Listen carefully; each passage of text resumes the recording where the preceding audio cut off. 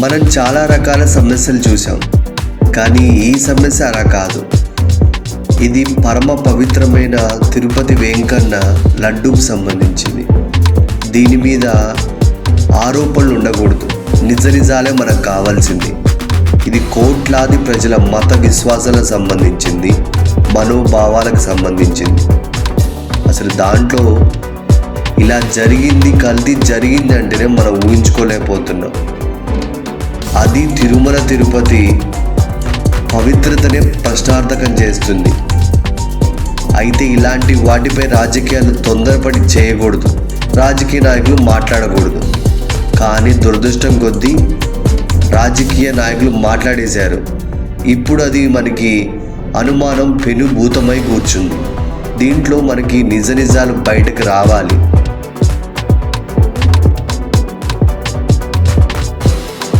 తిరుపతి లడ్డూలో కల్తీ జరిగిందని సెంట్రల్ రిపోర్ట్ ఇచ్చిన ఒక నివేదికను తెలుగుదేశం పార్టీ ఉదాహరణగా చూపిస్తుంది. దాన్ని వైఎస్ఆర్సీపీ అది దానిలో జరగలేదు, అది జస్ట్ శాంపిల్ రిపోర్టు, దాన్ని రిపోర్టుని ఇంకా వాడలేదు అంటుంది. నిజాలు ఏమున్నా సరే లడ్డు కూడా నాసి రకం. నాకైతే ఆశ్చర్యం వేస్తుంది. ఏమీ జరగలేదని ఎలా చెప్పగలుగుతున్నారు? నెయ్యి సప్లై చేసే ట్యాంకర్ వస్తే దాంట్లో శాంపిల్స్ తీసుకున్నారు. ఈ శాంపుల్ను 17వ తారీఖున 17th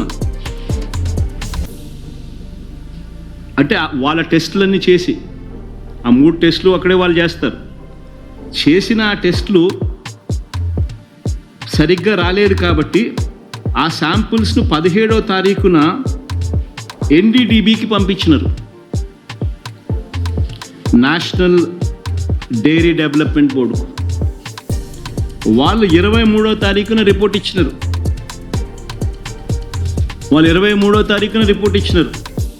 జూలై 23న. అవును, రిజెక్ట్ అయింది. నేను ఒకటే అడుగుతా ఉన్నా, జూలై 23వ తారీఖు నుంచి 2 నెలలు చంద్రబాబు నాయుడు ఏం చేస్తూ ఉన్నాడు?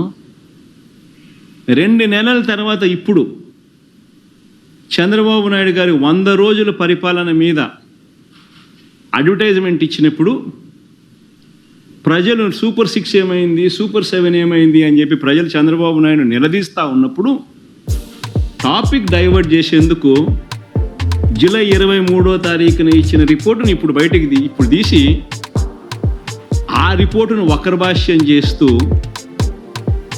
ఆ రిపోర్ట్లో నుంచి ఈ మనిషి నోటికొచ్చినట్టుగా ఇష్టం వచ్చినట్టుగా అబద్ధాలు ఆడడం మొదలుపెట్టాడు.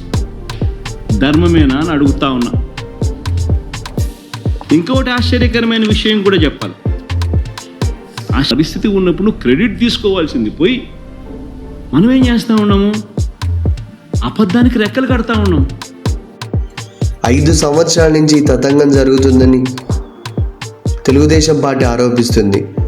ఇంత జరుగుతున్నా టీటీడీ ఉద్యోగులకు ఏమాత్రం అనుమానం రాలేదా? తెలిసి కూడా వాళ్ళు బయటకు పెట్టకుండా ఉన్నారా? అసలు ఇలాంటి అపవిత్రంగా జరుగుతుంటే ఏ ఉద్యోగిని తట్టుకోగలగడా? అర్చకులకి, ప్రధాన అర్చకులకి ఈ విషయం తెలిసి కూడా భరించారా? అలా భరించగలరా?